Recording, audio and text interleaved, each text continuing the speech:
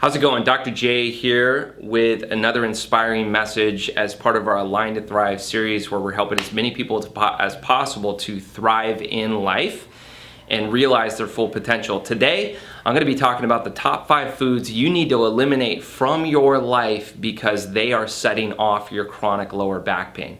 And I'm telling you, when you eliminate these foods, not only is it going to make a phenomenal difference in your back pain, but you'll notice a definite difference in your energy levels, your cognitive thinking skills, your creative thinking ability. All of these things, you'll notice phenomenal difference in your life simply by eliminating these 5 foods. So you're not gonna wanna miss this video. Watch it all the way through till the end, because I promise you this is gonna be so inspiring. You're gonna wanna eliminate these foods, or synthetic food-like substances, as I like to call them, as soon as possible. So stay tuned.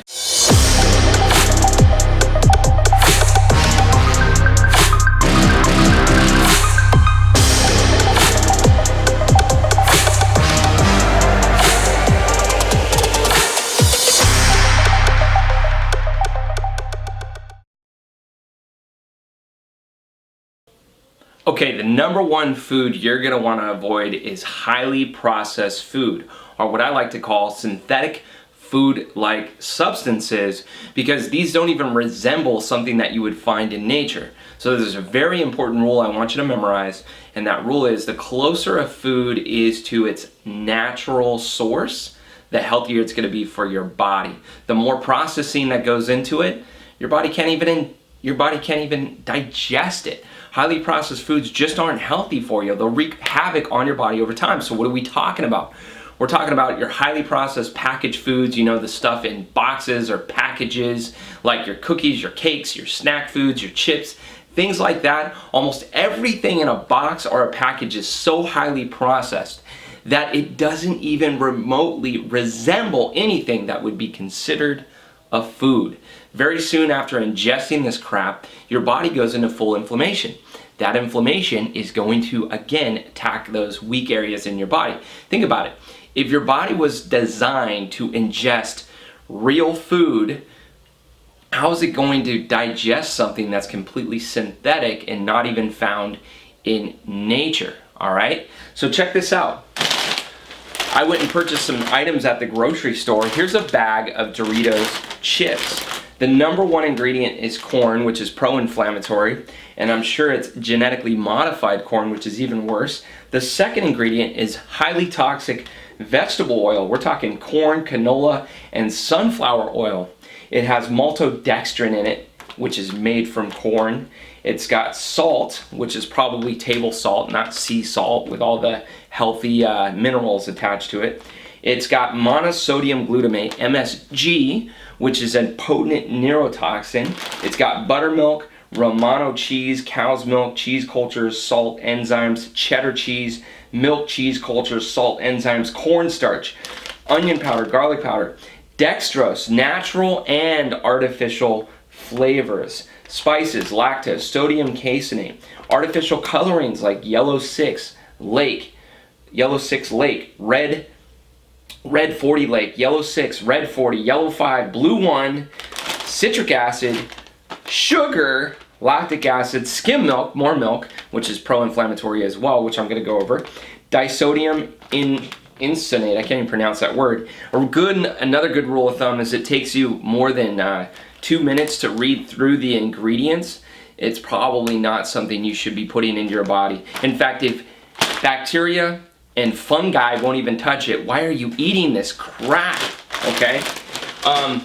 Here's a set of Twinkies I bought 3 years ago, and look at them. They're just as good as the day I bought them. Okay, they're a little bit hardened, but look, it looks like they could sit on a store shelf right now and somebody would buy them. And that's because there's so much processing that goes into these and so many chemicals. They don't even rot. This food doesn't even go bad because it's synthetic, right? Food that's natural, like we have these, we bought these organic strawberries, and within about 4 days there's already mold growing on the strawberries because it's a real food versus this synthetic crap.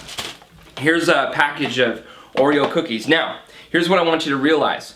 What makes these foods also so bad is they contain a ton of trans fat. This says 0 grams of trans fat on it, okay? 0 grams of trans fat. So you're thinking, oh, they got rid of the trans fat. Maybe they're going healthy. That's not true. What the FDA did is they passed a law that said if a manufacturer has 0.5 grams or less per serving, they can put their food contains 0 grams of trans fat. So there's 12 servings in a container. Let's say, for the sake of argument, every serving has a half a gram in it. You're ingesting at least a minimum of 6 grams of trans fat, which is a significant amount of trans fat.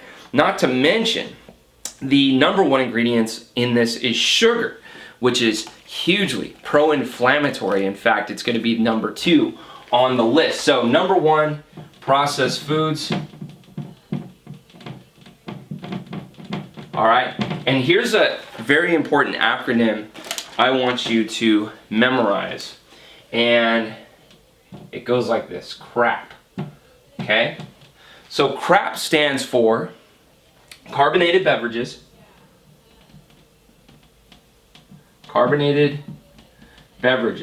Now, why is this a bad thing?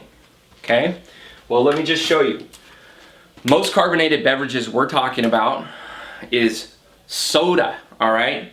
Soda is loaded with a ton of sugar. In fact, this includes 41 grams of sugar per 12 ounce glass of this crap, all right? So 41 grams of sugar. On top of that, the number 1 form of fake sugar in it is high fructose corn syrup, which is heavily linked to obesity, and you're talking, lots and lots of inflammation. There's artificial coloring in this. It's just highly polluted water is all this crap is. So if you want to create inflammation in your body, drink this stuff every day and then let me know how you feel, all right? Here's another drink that we like. This is a sports drink, and this is where clever marketing comes into play. The problem with this is it's the number 1 ingredient is sugar. So you tell me, when you're dehydrated, when you've had a lot of exercise, is it good to just drink a crap load of sugar? Why are we giving this crap to our kids?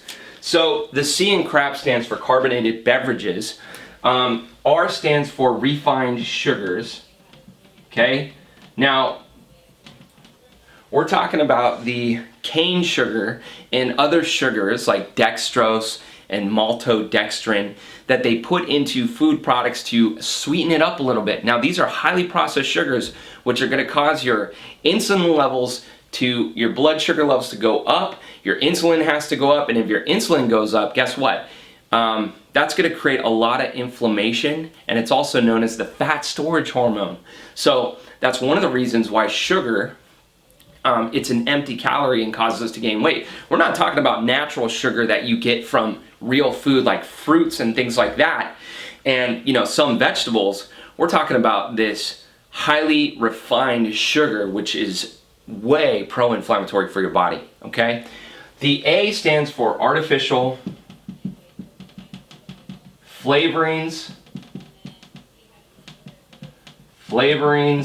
colorings, anything artificial like monosodium glutamate, aspartame, sucralose. These are all man-made sugars. Your Splendas, your Sweet and Low, things like that.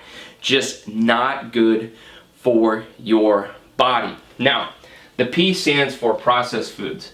So this is a really good acronym to memorize, because when you're doing your grocery shopping, you can take each food item that you buy through the test, all right? And I'll save you a lot of time by telling you what to do right now.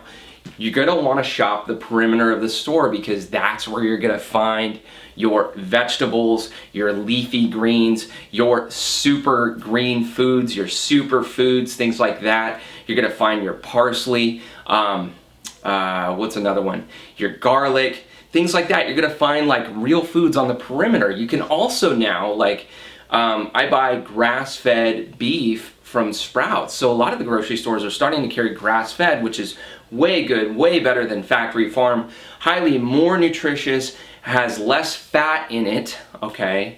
And you're getting just as much protein, and you're eating an animal that was more than likely healthy before it was slaughtered, versus these factory farmed animals are really, really sick and unhealthy. And if you slaughter an animal that's sick and unhealthy, right, then guess what? You're just eating sick, dead animal, and what is that going to cause? Chronic inflammation in your body. So number one food you need to get rid of is processed foods. Now for number two.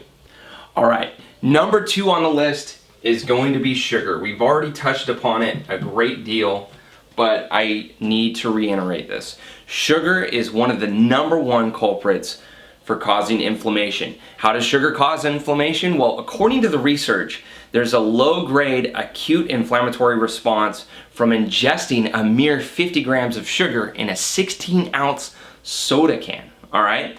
People who eat a lot of refined sugars have more inflammatory markers in their blood, like C-reactive protein, or CRP for short.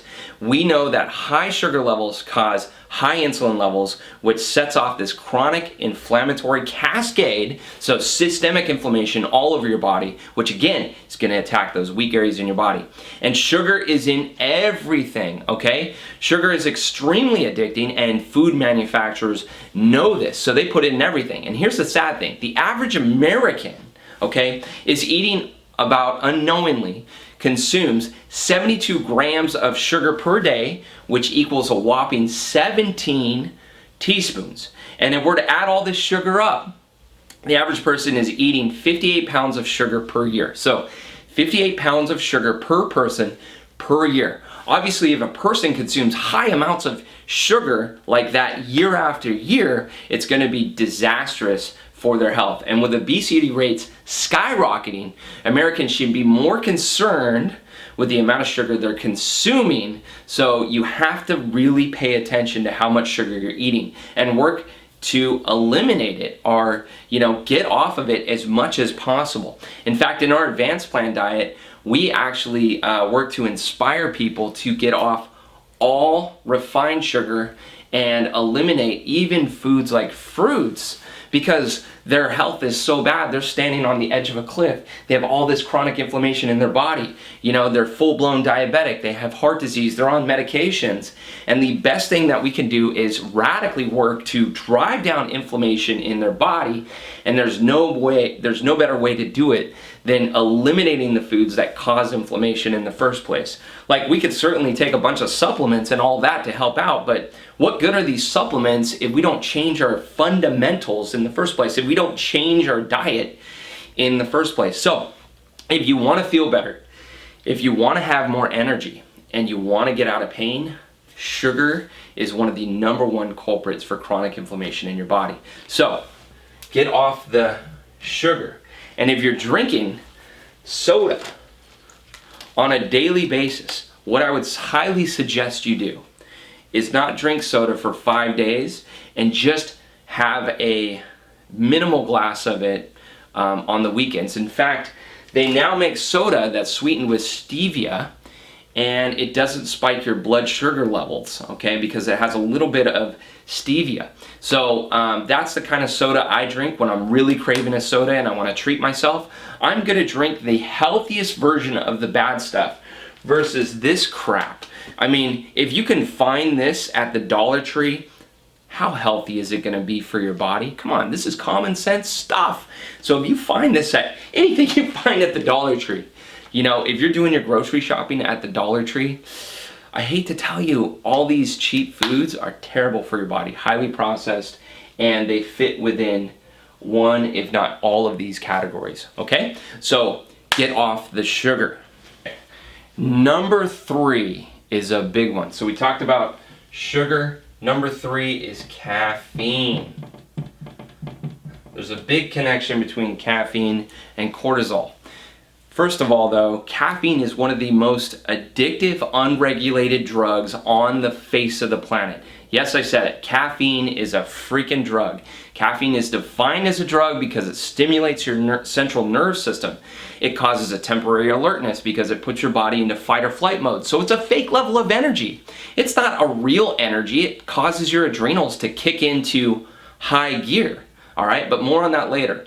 According to eImport's Espresso Business Solutions, as of 2017, 50% of the population, equivalent to 150 million Americans, drinks espresso, cappuccinos, lattes, or iced cold coffees. And independent coffee shops equal 12 billion in annual sales, 12 billion just on coffee. In fact, I read a statistic that the average American drinks about $200 worth of coffee, or they spend $200 on caffeine consumption every single month, whether it's coffee or teas. $200 a month, that's $2,400 every year that can be applied to. You can invest that $2,400 into things like chiropractic care. You can invest it into healthier food options. You can, invest it, and into like the stock market or something. But, we're paying all this money to damage our body. And in my opinion, caffeine can be just as bad as cigarettes if we don't regulate it, okay? So excessive caffeine consumption raises a major stress hormone in your body called cortisol. According to the research, increased cortisol levels for prolonged periods of time induce inflammation in your body and cause your connective tissue to become inflamed. That can lead to chronic back pain. Caffeine is also a diuretic, so it causes you to pee more, all right? So it makes you pee more frequently. Not only does this cause dehydration, but it also leaches minerals from your body. Consider the fact that your discs in your spine, the discs that separate the bones in your spine, consider the fact that they're nearly 70% water, all right? So if you're leaching fluid from your joints, okay, your discs are going to become weak, brittle, they're going to become malnourished, and eventually those discs are going to herniate.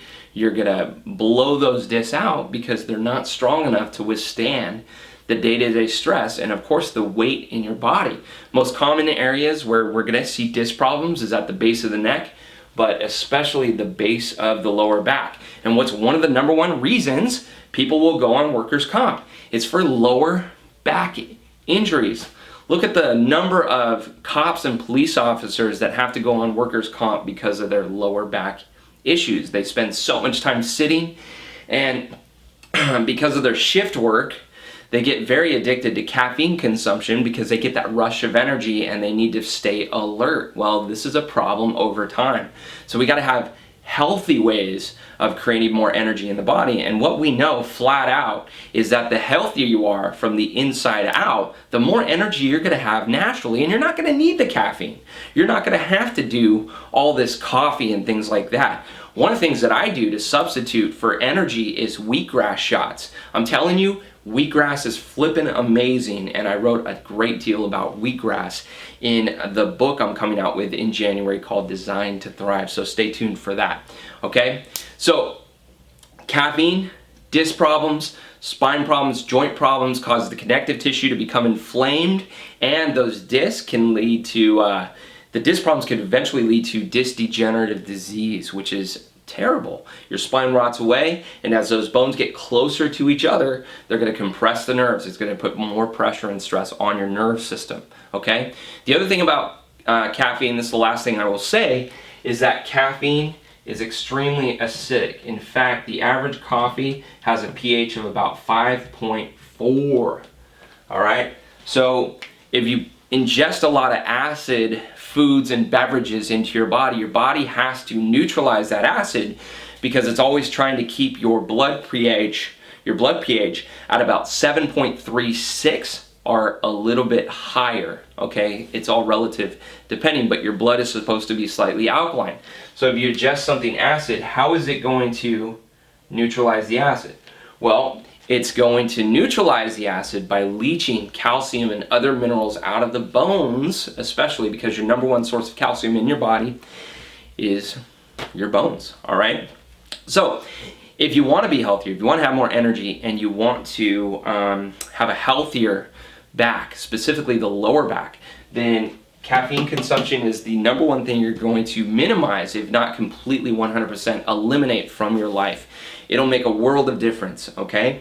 Now, just to warn you, when I got off caffeine my first time, okay, I had really bad headaches. I felt very lethargic.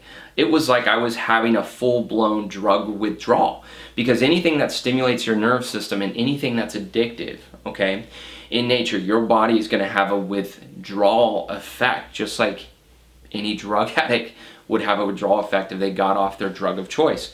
For many Americans, caffeine happens to be their drug of choice. So when they get off of it, it's really, really hard, especially the first 3 days. I was taking like 4 naps a day. Like I said, I had this huge headache going on. And so, but the wonderful thing is there is a light at the end of the tunnel. So after those 3 days, my body began to regenerate itself, and I had a lot more energy and a lot more clarity of thought, surprisingly. So I would say minimize, if not completely eliminate, your caffeine consumption.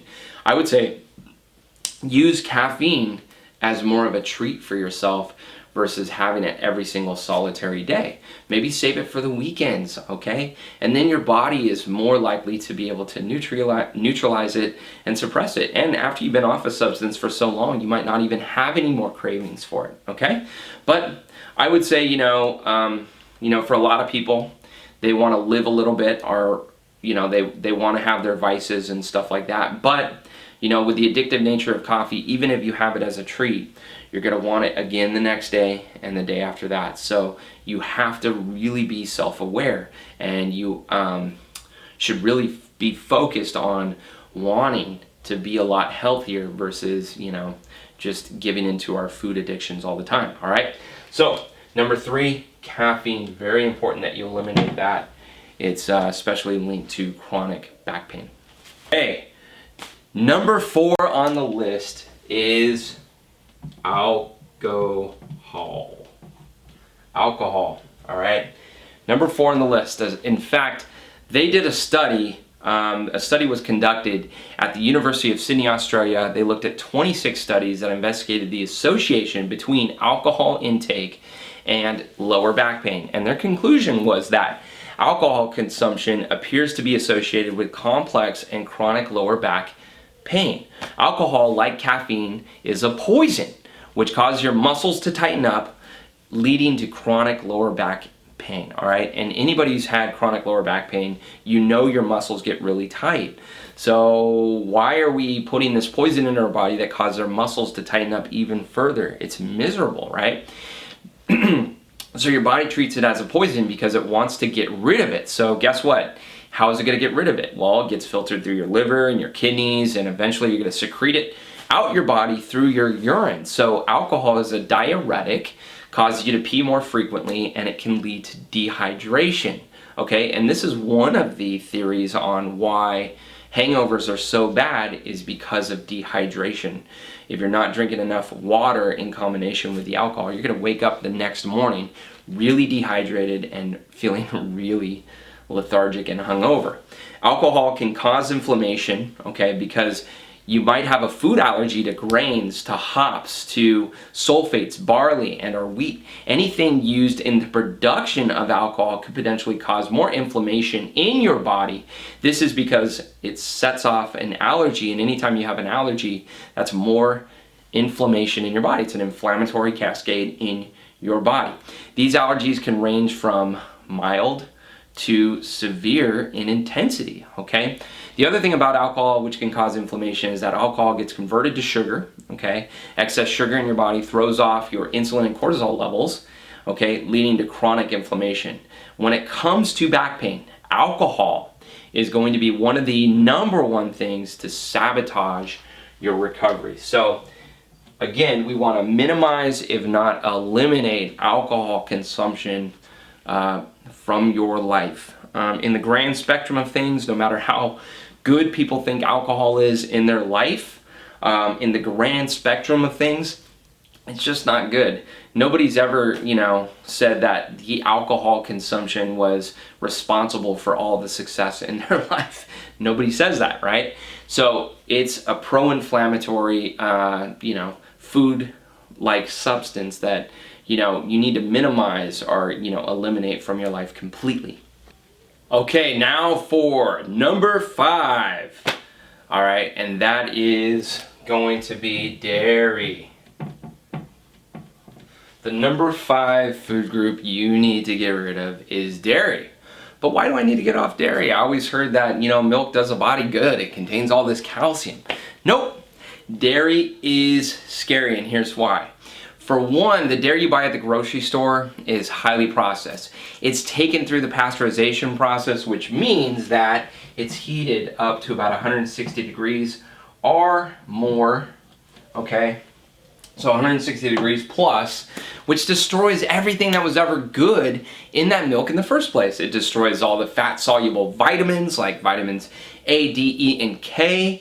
It destroys the enzyme phosphatase, which helps your body to be able to absorb calcium in the first place. So let me just ask you something.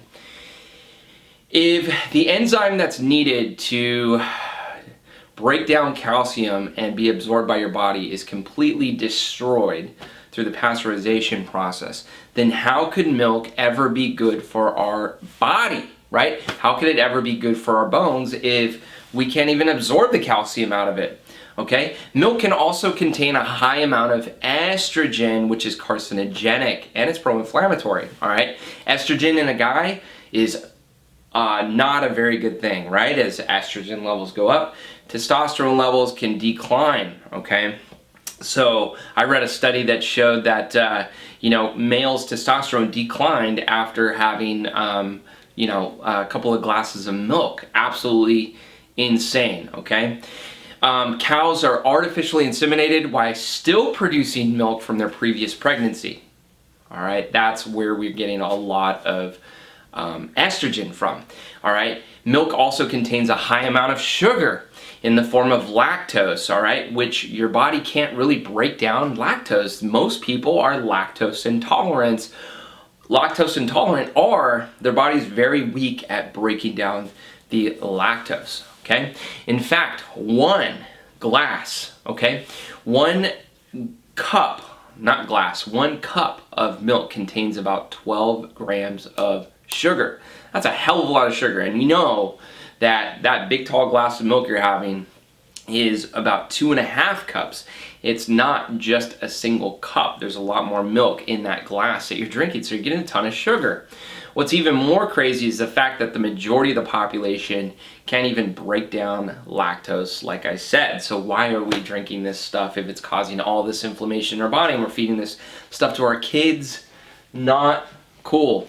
So I did a thing about a decade ago and I got off all milk and never felt better. I drink almond milk or cashew milk, something like that, organic, unsweetened, right? Because they could put a lot of cane sugar in some of the almond milk, so you have to make sure it says unsweetened. So you would be doing yourself a whole hell of a lot of good by getting off the dairy.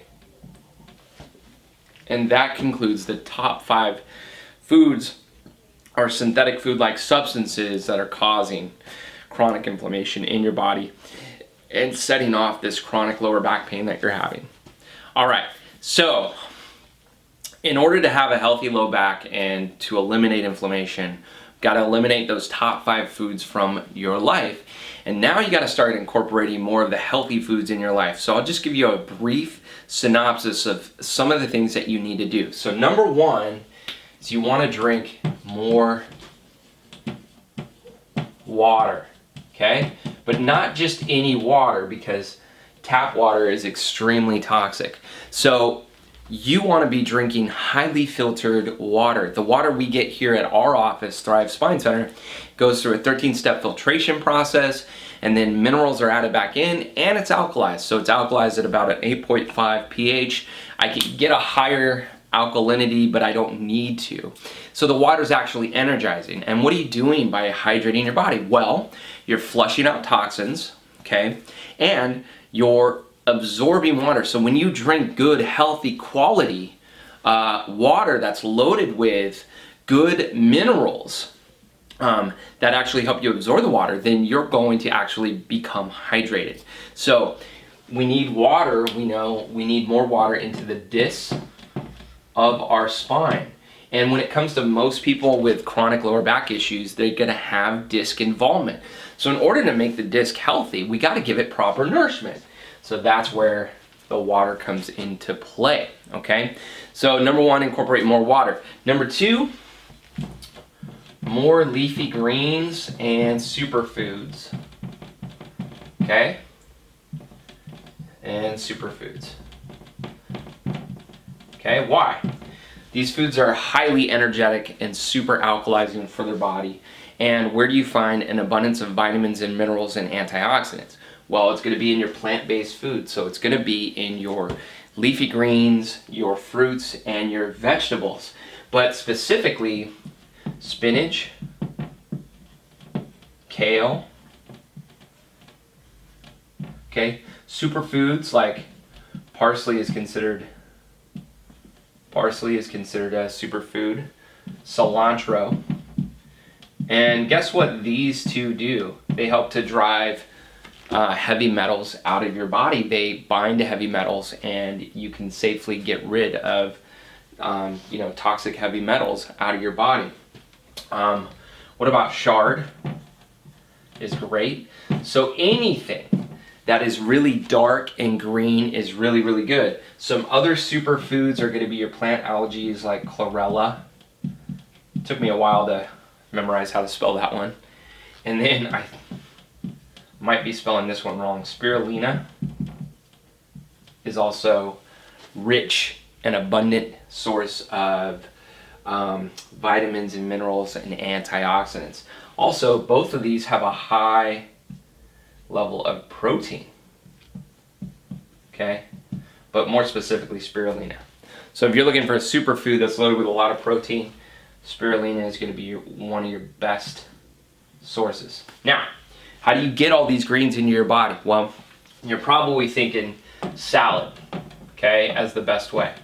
That's not necessarily true. A salad isn't the best way to get greens into your body. What's even better is actually a green drink. Okay? Now, if you comment below this video, and I will respond, and what we could do is I just need your email, and I will email you a copy of my green drink recipe. All you have to do is comment and subscribe, and I'll email you a copy of my green drink recipe. It takes less than 5 minutes to make. In fact, I did a YouTube video on it about 2 years ago. So this is a green drink that I have every single morning. And once you have your base down, now what you can do is add this or that, or what else thing is, you want to eat good quality meat. If you're a carnivore, if you're going to eat meat, you want to get the best of the best. So when it comes to meat, you want to get grass-fed, organic, free range.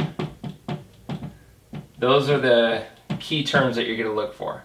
So you want free range chickens, free range eggs, things like that. They're going to be a lot healthier versus this factory farmed crap that most Americans are eating. So grass-fed, free range. The other thing too is what's really good is the farmer's market.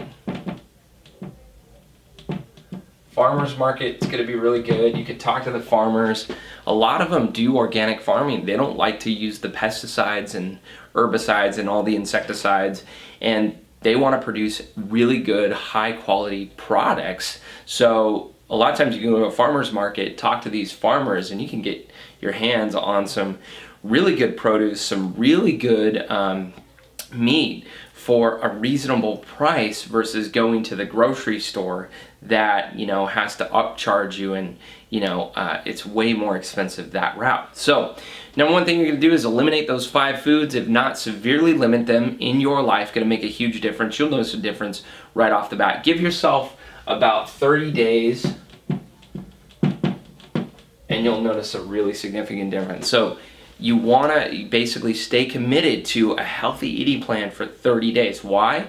Because in 30 days you create a habit, and these habits become, you know, habits for the rest of your life. I started working out when I was 17 years old every single week, and I haven't stopped working out every single week, and I'm now going to be 38 next month, okay? So if you like this video, please like it, hit that like button, subscribe to the YouTube channel, because our next video we're going to go over is decompression and how to rehab the lower back using a decompression and TENS unit. So you're not going to want to miss that one, okay? So like, subscribe, and that way you get the notifications. And thank you so much for watching this all the way through.